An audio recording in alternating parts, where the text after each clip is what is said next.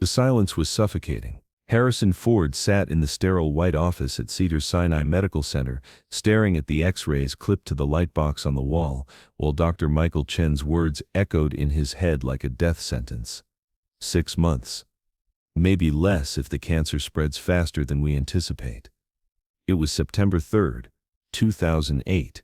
Harrison was 66 years old, at the peak of his wisdom if not his physical powers, still commanding millions per film, still the face of adventure cinema. But none of that mattered now. The shadow on his lung scan didn't care about box office receipts or Hollywood legends. What happened next would prove that Harrison Ford's greatest performance wasn't in any movie, it was in the 6 months he thought were his last.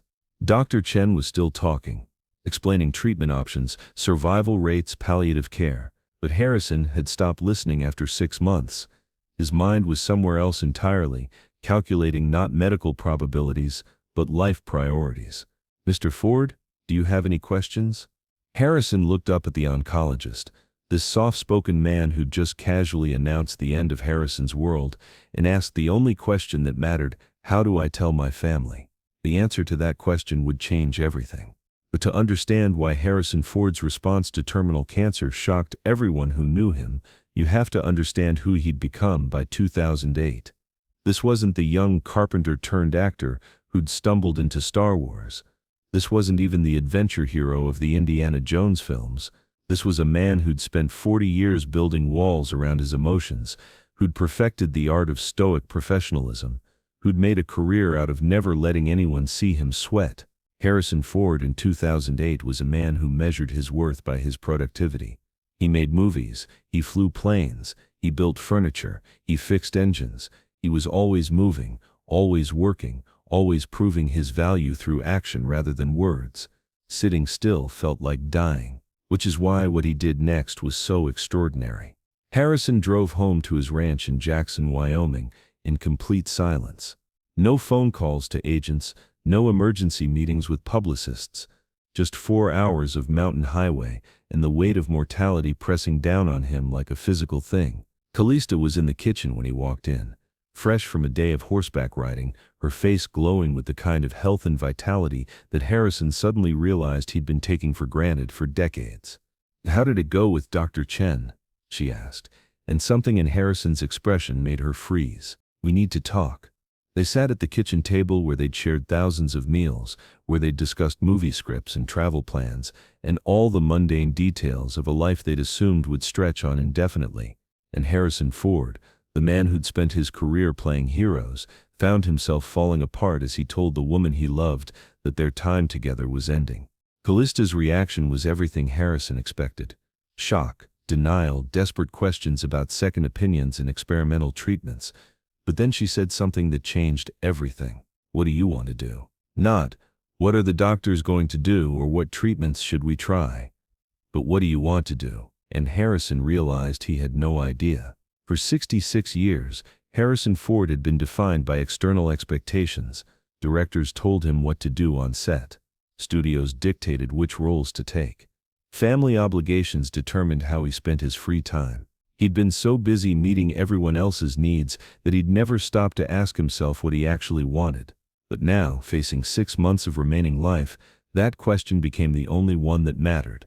Harrison spent the next 3 days walking his property, 800 acres of Wyoming wilderness, thinking about what he'd learned from a lifetime of playing heroes. And he came to a startling conclusion. The bravest thing he could do wasn't to fight his diagnosis, it was to accept it. And to use his remaining time to finally figure out who Harrison Ford really was when the cameras stopped rolling. His first decision shocked everyone, starting with his agent. "You want a what?" Jerry Katzman had been representing Harrison for 15 years, and he'd never heard anything like this. "I want to cancel everything. Every project, every commitment, every meeting, clear my schedule completely." "Harrison, I understand you're processing some difficult news, but walking away from your career isn't—" "Jerry," Harrison interrupted, his voice calmer than it had been in years. "I'm dying, and I don't want to spend my last 6 months pretending to be someone else on a movie set. I want to spend them figuring out who I actually am." The silence on the other end of the phone was deafening. "What about the Paramount deal?" The sequel discussions? You have obligations. I have 6 months to live. What are they gonna do? Sue a dead man? Harrison hung up the phone and felt something he hadn't experienced in decades, complete freedom. But freedom, he discovered, was terrifying when you'd never really used it before. For the first week, Harrison wandered around his ranch like a ghost, unsure how to fill days that weren't structured by call sheets and production schedules. He tried watching movies, but every film reminded him of projects he'd turned down, roles he'd taken for the wrong reasons, opportunities he'd missed. He tried reading, but books felt like someone else's dreams, and he was running out of time for his own. It was Callista who finally broke through his paralysis with a simple suggestion: why don't you make a list? A list of what? Everything you've always wanted to do but never had time for. The idea was so simple it was revolutionary. Harrison Ford, who'd spent his entire adult life responding to other people's creative visions, was being asked to imagine his own. He started writing that night, sitting at the kitchen table with a yellow legal pad, and once he started, he couldn't stop. Learn to paint, visit every national park in America, have real conversations with his children instead of just checking in on their careers. Write letters to people who'd influenced his life. Build something with his hands just for the joy of creation, not because a script demanded it. But the item at the top of his list surprised even him: apologize. Harrison had been carrying grudges, regrets, and unfinished business for decades. Arguments with directors he'd never resolved. Relationships with fellow actors that had ended badly. Family members he'd disappointed or neglected. He told himself there would always be time to fix these things later. Later had become now. His first call was to Steven Spielberg. Harrison. I heard about. How are you holding up? I'm okay, Steven.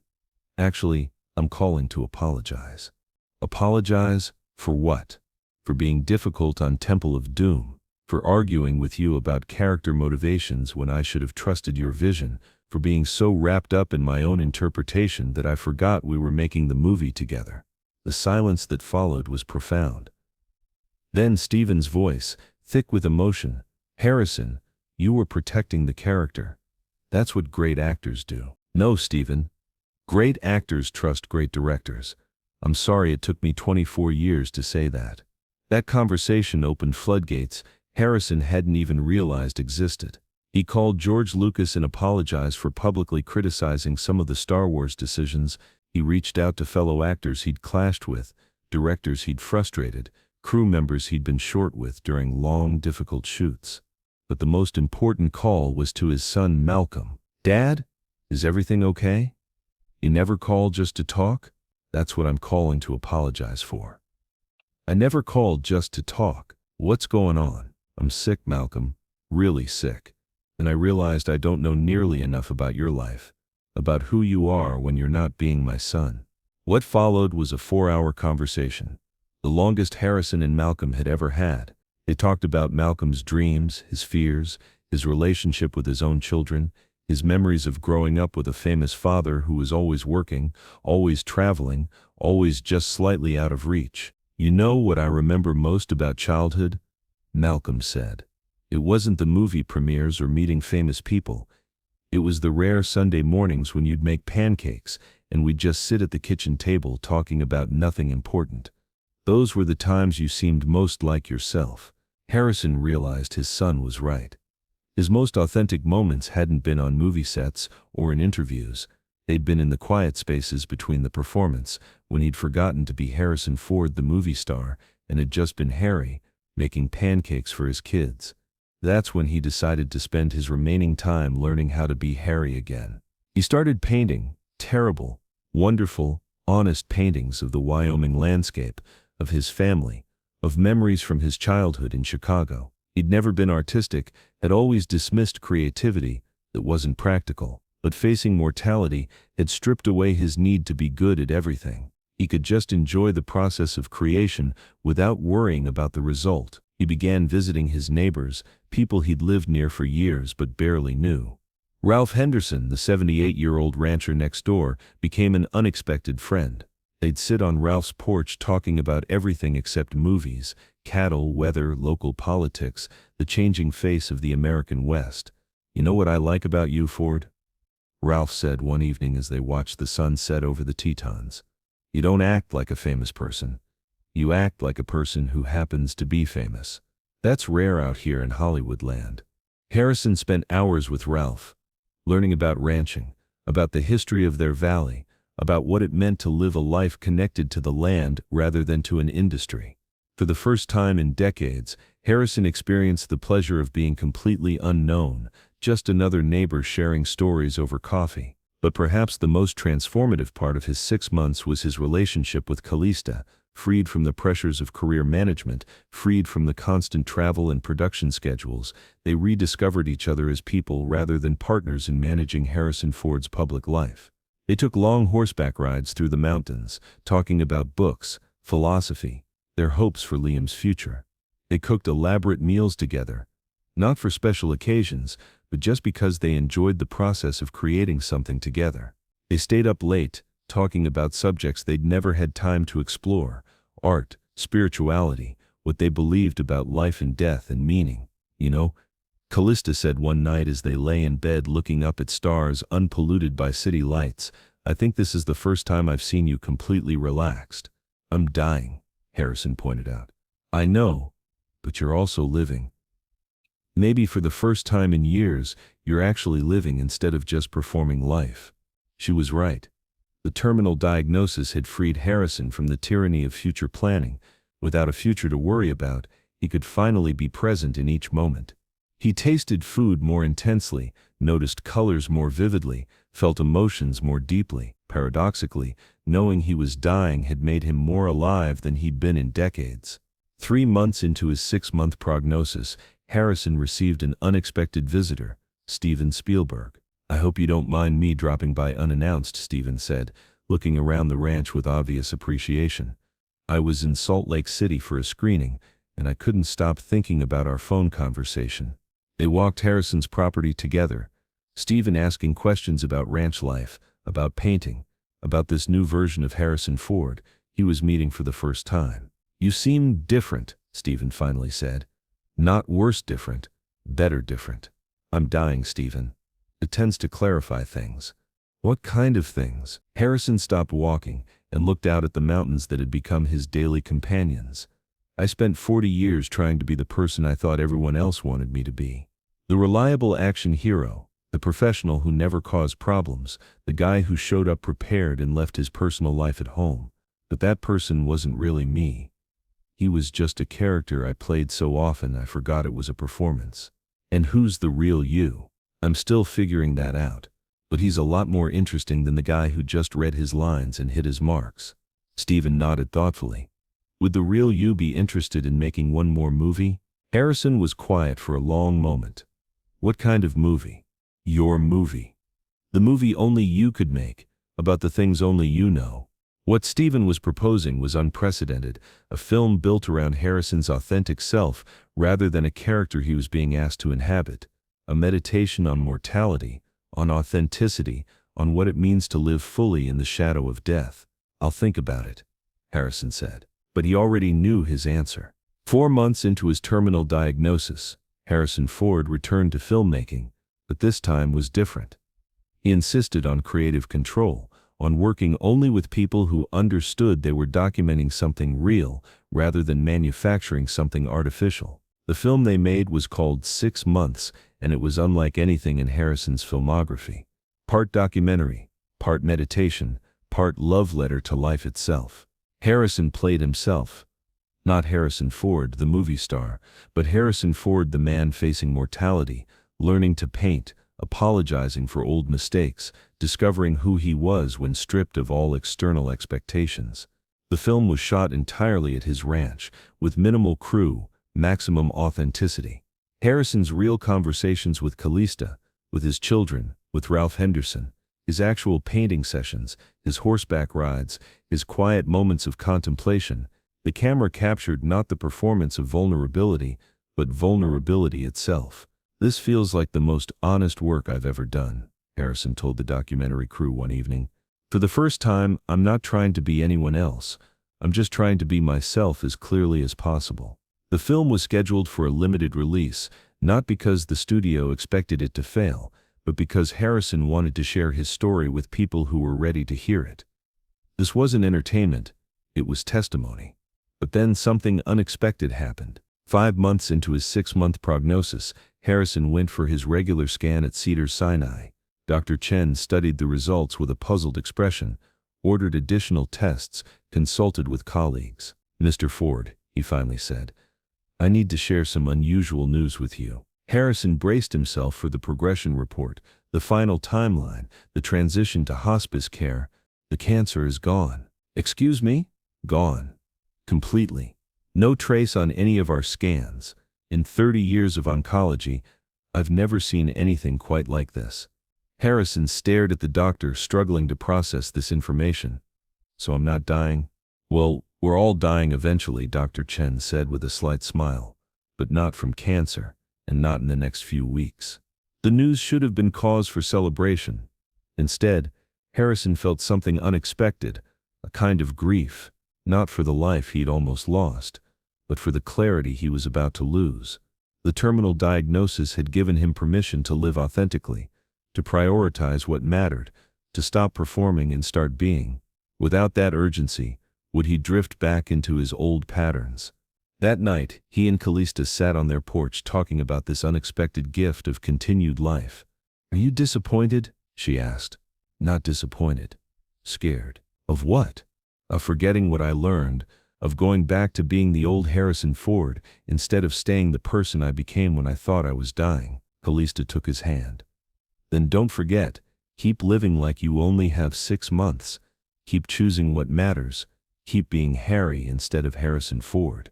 6 Months premiered 6 months after Harrison's original prognosis should have ended his life. The film was unlike anything audiences had seen. Raw, honest, profound in its simplicity. Harrison appeared on screen not as a character, but as himself, painting badly but joyfully, having real conversations with his family, grappling with mortality and meaning.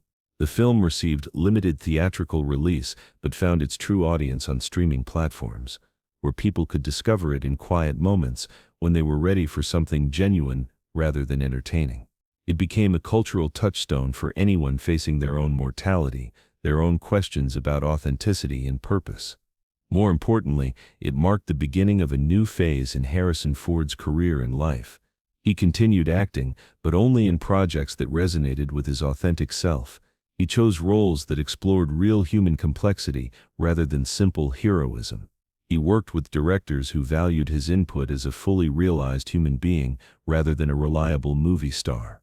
He kept painting terrible, wonderful, honest paintings that he gave to friends and family, not because they were good, but because they were real. He maintained his friendship with Ralph Henderson, sitting on porches and talking about everything except fame. He continued having real conversations with his children, prioritizing relationship over career management. And every year on September 3rd, the anniversary of his diagnosis, Harrison Ford throws a small party. Not a celebration of beating cancer, but a celebration of learning how to live. The guest list is simple: family, a few close friends, and Dr. Michael Chen, the man who delivered the death sentence that taught Harrison Ford how to live. At one of these annual gatherings, Harrison's grandson asked him what he'd learned from thinking he was going to die. Harrison considered the question carefully before answering. "I learned that we're all terminally diagnosed from the moment we're born. We just don't usually have a timeline. The timeline doesn't matter. What matters is remembering that every day you wake up is borrowed time, and you can choose to spend it being who you think you should be, or you can spend it being who you actually are. Which is better?" "Well," Harrison said, looking around at his family, at the mountains he'd learned to paint, at the life he'd almost missed while he was busy performing life. "Being yourself is scarier. But it's also the only way to really live." The real lesson of Harrison Ford's 6 months wasn't about beating cancer. It was about beating the cancer of inauthenticity, of living someone else's version of your life instead of your own. His terminal diagnosis didn't give him more time, it gave him permission to use the time he had differently. Today, Harrison Ford is in his 80s, still acting, still painting terrible, wonderful pictures, still choosing authenticity over performance in every area of his life. He credits his cancer scare, not with saving his life, but with giving him a life worth living. The film 6 Months has become something of an underground classic, passed between friends during difficult times, shared in support groups, recommended by therapists and clergy as a meditation on what it means to live fully in the face of mortality. But perhaps the most powerful legacy of Harrison's 6 Months is the reminder that we all have terminal diagnoses. We're all living on borrowed time. The question isn't how much time we have left, it's how we choose to spend the time we have. Harrison Ford learned to paint not because he wanted to become an artist, but because he wanted to become himself. He apologized for old mistakes, not because he expected forgiveness, but because he didn't want to carry regret into whatever came next. He spent time with his family not because he thought it would cure his cancer, but because he realized that love, not achievement, was the only thing that would matter at the end. His 6 months taught him what many people never learn, that living authentically is the only way to live at all, that being yourself, however imperfect that self might be, is more valuable than being anyone else's perfect version of who you should be, and that sometimes it takes the prospect of death to teach us how to be alive.